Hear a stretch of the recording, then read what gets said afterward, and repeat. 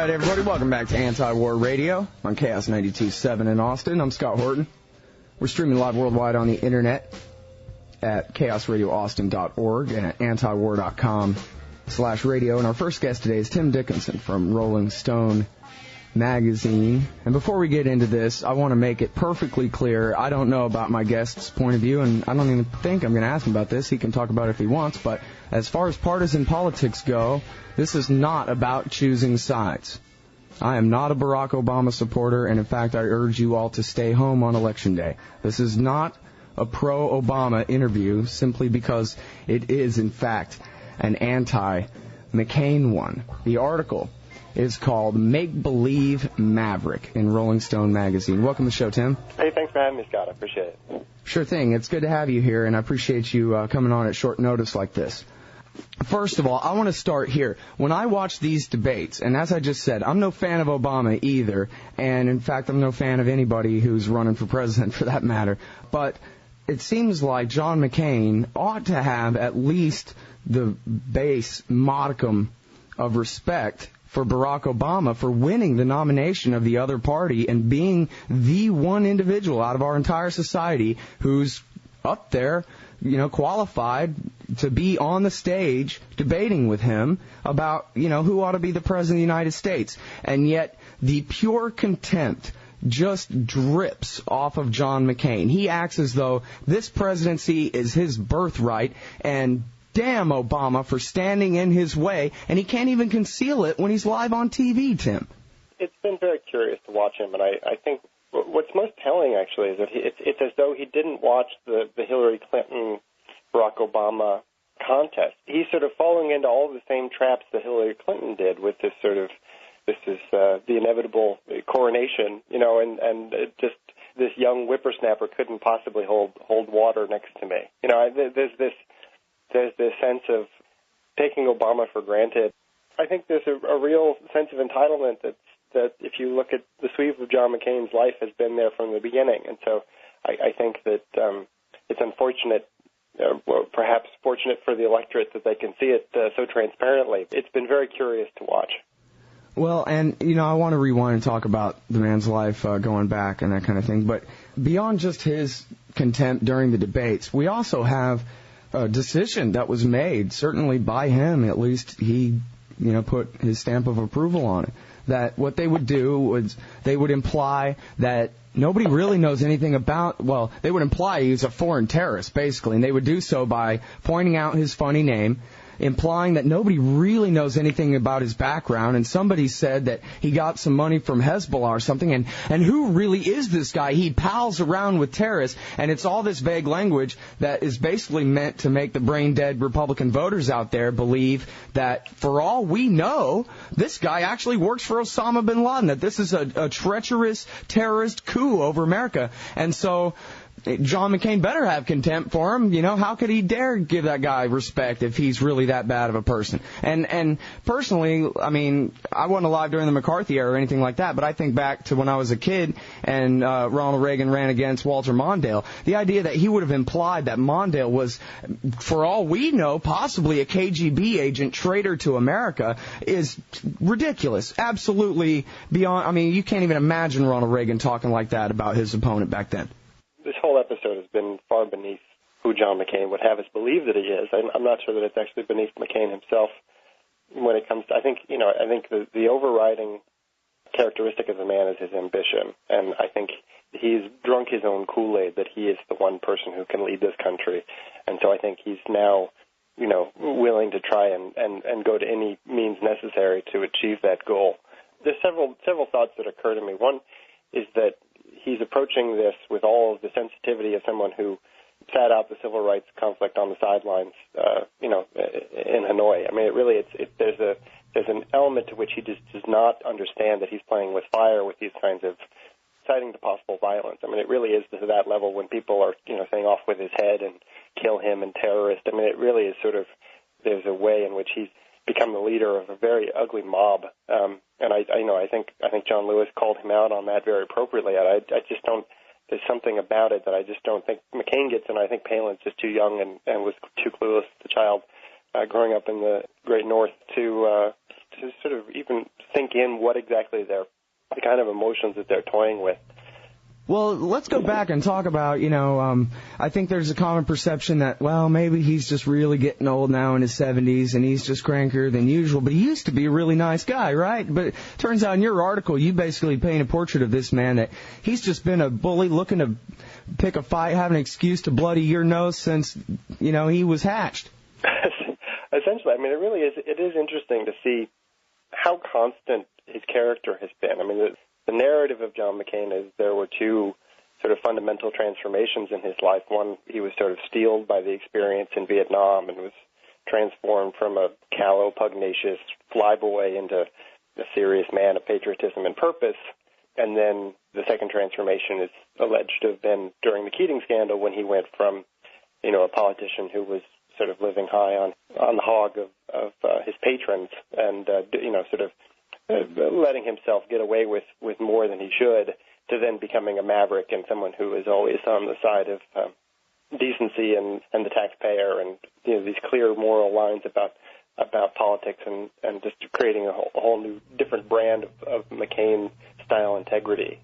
But if you look through the course of his life, the actual evidence of these transformations is precious hard to come by. I mean, he went into Vietnam, this reckless sort of spoiled man, dangerously undisciplined, and he came out of Vietnam essentially the same guy. I mean, certainly in terms of the way he was treating his his wife and the sort of the flyboy antics and the sort of the frat boy humor and there's just any number of small incidents, and it's just clear that there was actually no maturation that happened there. I mean, that his ambition certainly was put into overdrive, I think is a fair way to say it, simply because he had lost so much time and was eager to get on with trying to prove himself the equal of his forebears. Mm-hmm. Well, that's got a big part to do with it, doesn't it? His father and his grandfather were admirals, and he's got to live up to their example, kind of. No, and I mean, the amazing thing is how similar his story is to George W. Bush's. I mean, they're both the third generation of an American dynasty, and McCain's is a martial one, whereas Bush's is a senatorial and presidential one. But it really is the same arc. I mean, you've got a young man who can't keep his stuff together and is sort of rebelling against his family heritage into mediocrity, for as long as he can get away with, and real problems with booze and women and just loutish behavior. But with the help of his father's friends, has sort of failed upward all through his life. To his credit, he's got a real canniness to him, and what's interesting though, if you read his memoirs, is how calculated the effort to seduce the press was, and how much the McCain brand was really just that, in terms of it being sort of a marketing effort. That he really punched his ticket this way by being kind of an iconoclast in his party on a few telegenic issues, which would get him, in front of the cameras on a weekly basis. And so but it really is interesting because McCain built his credibility on being someone who doesn't ever sacrifice his principles for politics. He's sort of running out of time to reinvent himself, and so the reinvention is happening so quickly and so transparently right now that it's just clear that as Colin Powell's former chief of staff told me, that it's just not true that he doesn't do that. He does it all the time. So going back to the daddy complex, it's clear that his primary motivation in life has been to escape the shadow cast by his four-star father and grandfather, and he's attempted to achieve this in politics, and by becoming commander-in-chief, he could sort of finally outrank them. But All right, well, now I want to focus on something you said there about the media, because I've read numerous times that after the Keating 5 scandal, as you talk about in your article, I think, the reporters were merciless, and he fought back against them angrily, which just made them even worse toward him. And then somebody told him, or he figured out, what to do is answer every call, answer every question, just talk their ear off until they get bored of you, and they'll finally leave you alone. But you've kind of added a new thing there, which is something from his autobiography, I think you referred to, which I've never read, which was that even the, I'm going to be the hero on campaign finance, or I'm going to be the Maverick on immigration, or whatever it was, that even those those things were just simply cynical calculations. It wasn't that he was standing on principle against his party at all. Those were simply calculations to get him on TV more than some other senators, basically. I might take issue with the immigration example, but let's take the campaign finance example. When I just to let your voters know, I voted for this man in 2000 when he was running for president in California because I'm a young idealistic voter. My issues were the environment and campaign finance, and he seemed to. I didn't agree with him on much else, but he really seemed to have the firm black and white moral clarity that I was looking for on those issues. But so the idea of campaign finance reform obviously was to take large sums of unregulated soft money out of the political process. But so how does he go about trying to pursue this agenda? Well, after his failed presidential campaign, he sets up this thing called the Reform Institute, which he sets up as a nonprofit, which is supposed to bar it from explicit political activity. But he uses it as sort of a shadow campaign for just sort of a hideout for his campaign manager and his chief fundraiser and his spokesperson and a huge variety of other, sort of parks his campaign there. And then what do? They raise unlimited sums of soft money because the nonprofits aren't regulated in the same matrix of campaign finance, even the old campaign finance system, and then uses that to promote the McCain brand. Well, who are the people who are giving money? They're people with business before John McCain's Senate Commerce Committee, and you can pretty clearly trace, gifts of money to favorable outcomes from the Senate Finance Committee, the Commerce Committee, rather. So, it's just clear that the actual commitment to campaign finance reform was cosmetic rather than heartfelt. I mean, either that or he's just got this incredibly. It probably is a combination. He sees himself as incorruptible, and so he's got an incredible blind spot to anything that he's doing that could be construed as create the appearance of corruption because he believes he is simply uncorruptible. But you say he refers to this in his autobiography too. That I decided to take this tactic. Certainly, I mean, he in his autobiography he says, some people have criticized me of pursuing campaign finance reform as a way to sort of atone for my sins, and there's a real a certain degree of truth in that. I think it's interesting to read. A few people actually read these campaign books that he puts out. There's a clarity of thinking about himself that he seems to recognize his own flaws. Of course, he casts himself as someone who triumphs over these character flaws. But if you actually strip away the sort of narcissism that's involved there seems to be, again, very, very little evidence that these are anything other than the characteristics that govern his character. That he is indeed a shallow opportunist. Mm-hmm. All right. Well, now let's go back in time a bit and talk about Vietnam, because of course this is why you're a terrible person for writing this article about John McCain may not be the greatest person in the world, is because he is the greatest person in the world, because he served 5 years in a POW camp so that you would have the right of free speech or something. I don't know, something like that. He's a hero. And so you're evil. How dare you talk bad about him like this? Right. Well, I mean, so the idea was just to vet McCain in the way that candidates are always vetted, and he, at the Republican National Convention, held this up as his primary qualification for being commander-in-chief. And it's very delicate to talk about because I don't want to dishonor the man's military service. That's not the point of this. But the point of it is to say, was his service in this context extraordinary vis-a-vis the 600 other men who were in this context with him? And what my reporting bore out was that, in fact, John McCain's experience was very average. He wasn't one who was collaborating with the North Vietnamese all the time, but he also wasn't one who was able to not participate in their propaganda efforts after being tortured. And so and there were men on either extreme. And so in this bell curve of behavior, he was very, very much in the middle. And it was also clear that because the North Vietnamese recognized that his father was an admiral, which my reporting bears out that he was the one who informed them of that. I asked the McCain campaign for comment on that, and they have not responded. But because they knew who his father was, that he became sort of the most valuable bargaining chip that they had in trading, eventually trading POWs for real estate, which is what they did in the Paris Accords in '73. And so, and again, the point is not to say that, John McCain's a coward or, John McCain is a despicable individual, but his behavior in this camp was far from superhuman. He was not the hero of the POW camps. In fact, there are men who I think that label more aptly applies to, who think he was a clown, that think he was sort of, again, kind of an opportunist and somebody who whenever he sort of thought he had the upper hand, would kind of clown around and just was not.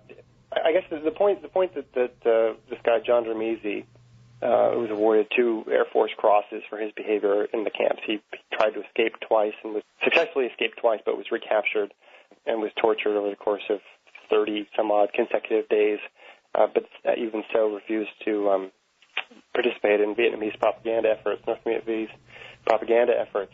Well, listen, I think that that's an important distinction. I mean, let's be perfectly honest with our language here. As Bill Hicks used to say, our very lives depend upon truth. So let's not us mince words. John McCain is not a war hero. What he is he's a war victim. He didn't try to lead any brave escapes. He didn't, say, fine, I'm going to lose an arm. I guess I'll lose an arm, but I'm still not going to tell you anything. He went on North Vietnamese radio. And like you said, not the whole time he was there or anything, but he was by no means a war hero. He didn't do anything heroic for anybody. His suffering was heroic. I mean, I think that's the way to put it. That's what makes him a victim, Tim. John McCain does very successfully. Listen, and I don't, It's not my intention to come out here and say that John McCain was not a war hero. I mean, people can make that distinction for themselves. But it seems to me that if you're judging him on the merits of what he did, there's behavior there that is inconsistent with what we were told at this giant spectacle that was the Republican National Convention, which is that that John McCain gave up his name, rank, and serial number and the starting line of the Green Bay Packers. Front line, I don't remember what exactly it was, but this is the myth of McCain. Mm-hmm. But in fact, he gave up a considerable amount of military information, and he did so to receive medical treatment. Now, would you and I have done something different? I don't claim to be the caliber of man who would do something different, but John McCain has held himself up as that. He's held himself as something other than an average Joe. Sure, right? And you know what? Put ourselves in John McCain's shoes and say, "Oh, I would have done the same thing." I mean, I think that's the quality of war heroism that's missing, at least to me as an observer. Is that you put yourself in John McCain's shoes, you probably would have behaved just the same way. So, I agree with that. And again, I mean, if the North Vietnamese were torturing me, I'd say it was all Tim Dickinson's fault. Please leave me alone. I'm sorry, Tim, but I'm not saying that I'm more heroic than John McCain. I'm just saying there are other men who were, and that it's the relativity thing. You know what I mean? I don't think that being victimized equals heroism. I understand that's a judgment call and whatever. But it is interesting. I mean, this is a man, who was the commander of a peacetime commander of a successful wing of the Naval Air Force, and so, why isn't that command experience his qualification for being commander in chief, or why isn't his many years on the Senate Foreign Relations Committee? Why isn't that? But yet they went back 40 years to this experience in these POW camps, and then proceeded to lie about it. I mean, Fred Thompson said that he was tortured for 5.5 years, and again, it's not to diminish the fact that he was tortured, but the torture lasted, in John McCain's case, intermittently over about 1.5 years or 2 years, and then ended in 1969. And then for the next 3 years or so, he was there in these camps. And it wasn't a picnic by any means, but torture per se stopped. So why are you creating this image and this myth that this, it's just a very odd lily to gild. I don't understand that part of it. Mm-hmm. And it really it's indicative of a man who sort of bought into his own hype, that he allows this myth of himself to be projected. And it's just, again, I struggled with this because it's not my intention to say that this man was a coward or anything like that, but just to say that the story that we've been told about him doesn't add up in its particulars. Now, you also spend time on how many planes he's ditched. Before the last one, before the one where he got shot down and was taken prisoner of war. And I guess I don't want you to spend too much time on all the different circumstances, but if you could just tell us why you thought that was relevant, why you put that in, that when he was a young man, before getting shot down, this guy had already ditched quite a few planes.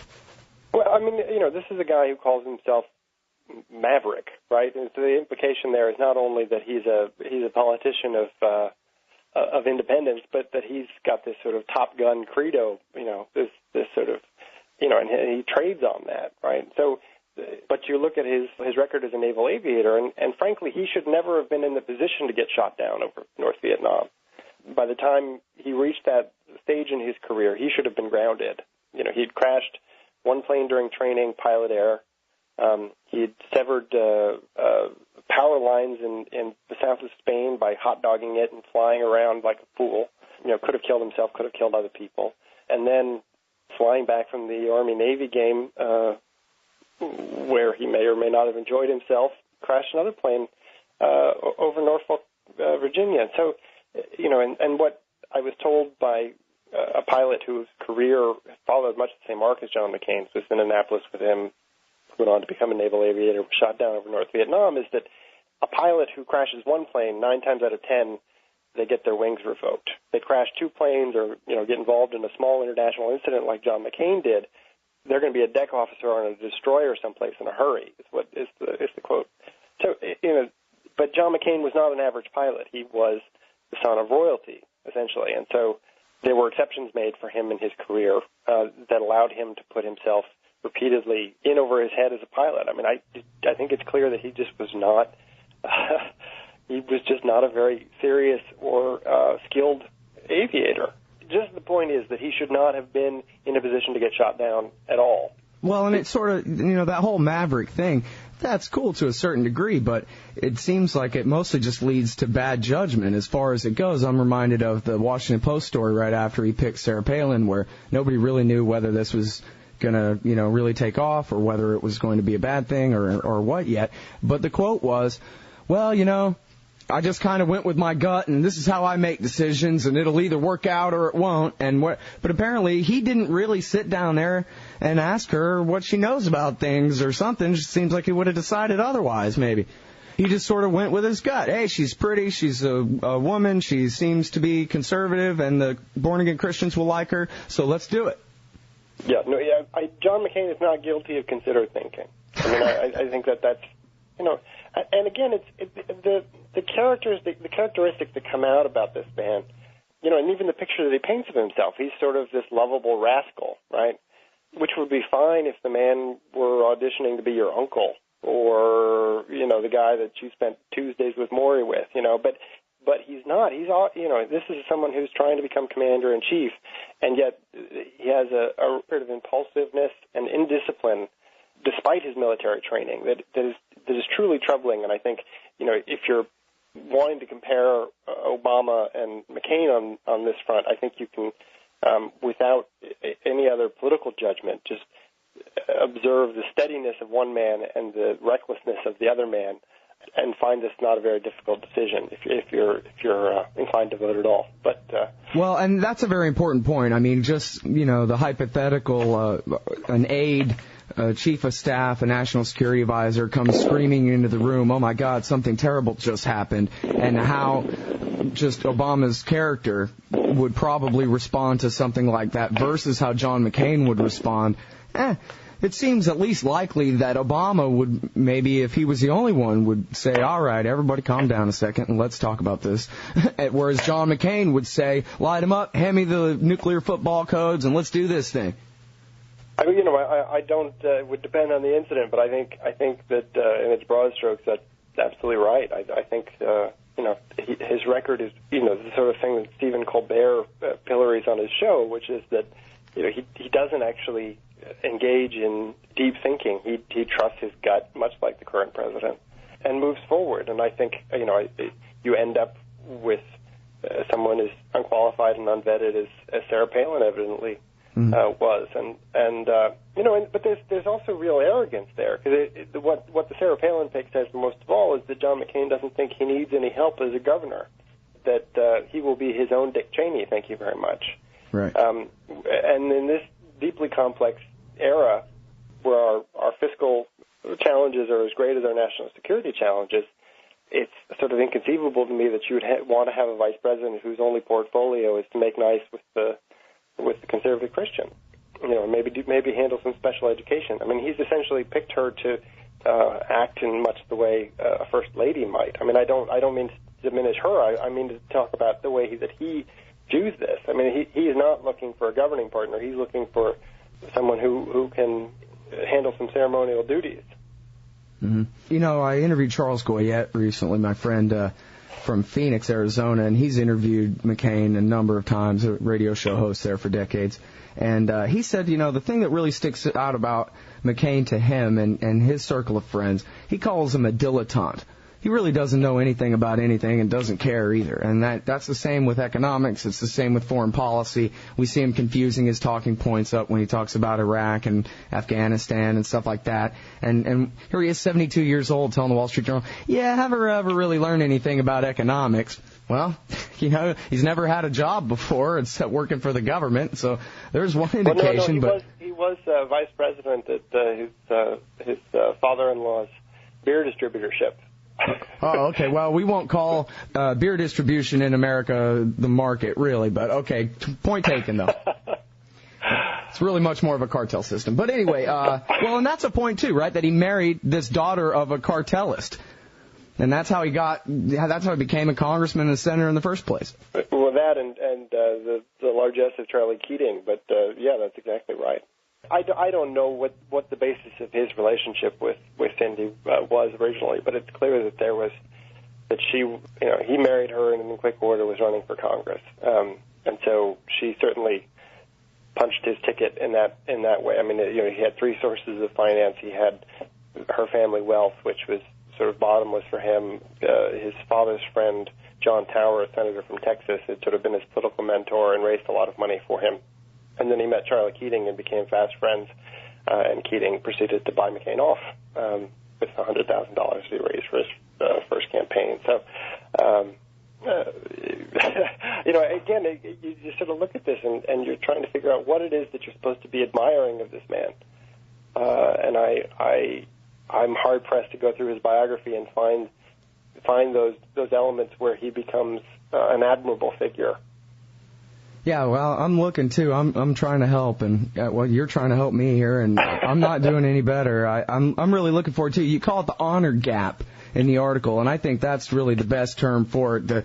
The distance, I think that means between what he claims in terms of his honor and what he really has. You know, I interviewed Cindy Shanberg the other day, and this is a controversial topic. I don't know if you know all about it or anything, but Cindy Shanberg says that McCain helped cover up the POWs left behind, that there were truth bills that came through Congress that he always worked to frustrate and then replace with the McCain bills that were, you know, pale imitations of the real truth bills, and that, you know, here's a guy who betrayed his own fellow POWs. Yeah, no, there's certainly a story there. I have not been able to dig into that deeply enough to sort of judge whether that is it's so fraught with emotion. It's very difficult for me to gauge whether that's, you know, how much there is there. But this I will say, you know, John McCain has spent much of his career in the Senate trying to sort of heal the wounds of Vietnam, right? You know, he reestablished normal relations with Vietnam with John Kerry. Mm-hmm. You know, this POW issue he sort of helped put to bed. Whether that was done well or done poorly, I'm not a person to say. But certainly in terms of sort of this national reconciliation, he has long been a leader of that. And then you contrast that with what he's doing with this William Ayers story, right? And here's a guy, you know, who was clearly an unhinged radical in the 60s, turned himself in the 80s, and has remade himself as a key fixture in education in Chicago. You know, and so for John McCain to then go ripping open these wounds again and saying, you know, look, this guy's, you know, crazy terrorist bomber, and Obama's professional association with him in the field of education is akin to him associating with Osama bin Laden. I mean, the leaps of logic are myriad. But the point is that here's, you know, for someone who's spent so much of his professional post-Vietnam career trying to put to bed that war, for him to then sort of, you know, wave these bloody flags and try and revive the sort of culture war aspects of Vietnam and apply them to an election where nearly half the electorate has no idea, you know, who William Ayers was or has any direct recollection of what he did. It's just telling, I think. I think that there's a crass cynicism that's going on there that tells us a lot about John McCain's character. Absolutely. Well, I'm looking forward to the next 2 or 3 weeks of him all of a sudden being a really nice guy and not picking these fights anymore. We'll see if people can forget in 3 weeks what they just saw.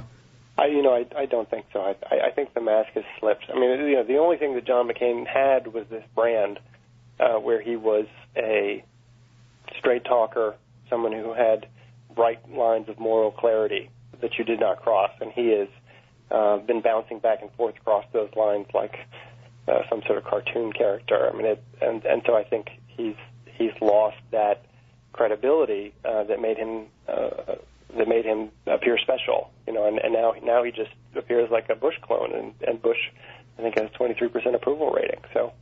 Yep. Well, the poll numbers I saw on TV this morning say Obama's was 17 points ahead or something in Wisconsin, and it's not like that all around the country, but they're starting to use the L word in some of the reports, and I think you would argue well that McCain's done this to himself more than anybody else. Yeah, but I think there's a danger, and I think if you're an Obama supporter, the key here is that he's relying on a lot of people who are not reliable voters, and so if they start to feel like this thing is going to be a landslide, that actually could be harmful. I think there's a sense in which the lessons of New Hampshire, the one election when these two men went head to head, are instructive. I mean, Obama was expected to win in a rout there and did not, in part because voters sort of felt free to not turn out in fourth. So I think if people are interested in an Obama landslide, that they need not to take it for granted. All right, folks, that's Tim Dickinson. Hey, I really appreciate you coming on the show short notice for us I this had morning. fun. Thanks, Scott. All right, that's Tim Dickinson from Rolling Stone magazine. This is Anti-War Radio. We'll be right back. Here's some EPMD for you.